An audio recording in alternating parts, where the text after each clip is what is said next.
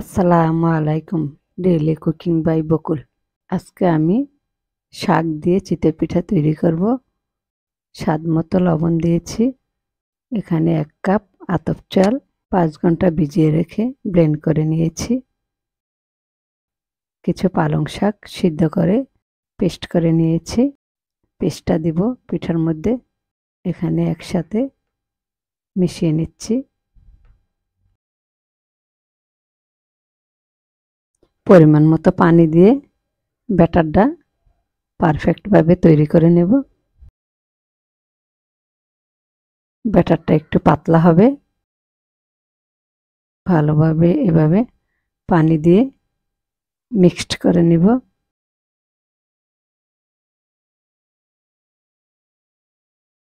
চিতই পিঠার ব্যাটারটা একটু পাতলা হয়। তাওয়াটা গরম হতে দিয়েছি। চুলার আঁচ মিডিয়াম রেখে চিতই পিঠা দিয়ে দিলাম। আমরা চাইলে যে কোনো পাত্রে চিতই পিঠা বানাতে পারি।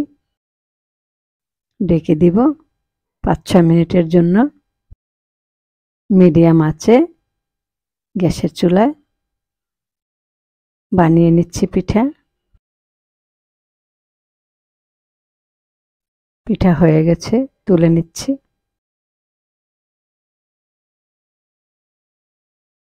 এভাবে আমি এক এক করে কিছু পিঠা বানিয়ে নিয়েছি।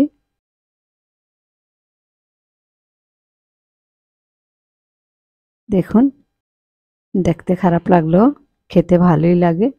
অনেক সময় বাচ্চারা শাকসবজি খেতে চায় না। আমরা বিভিন্নভাবে বিভিন্ন নাস্তার সাথে আমরা শাকসবজি অ্যাড করে খাওয়াতে পারি। শাক খেতে না চাইলে এভাবে পিঠার সাথে আমরা করে দিতে পারি। তো ভিডিওটি ভালো লাগলে সাবস্ক্রাইব, লাইক, শেয়ার করতে ভুলবেন না। যারা করেছেন তাদেরকে অসংখ্য ধন্যবাদ। আগামী দিন নতুন রেসিপি নিয়ে হাজির হব। আজ এ পর্যন্তই। আল্লাহ হাফেজ।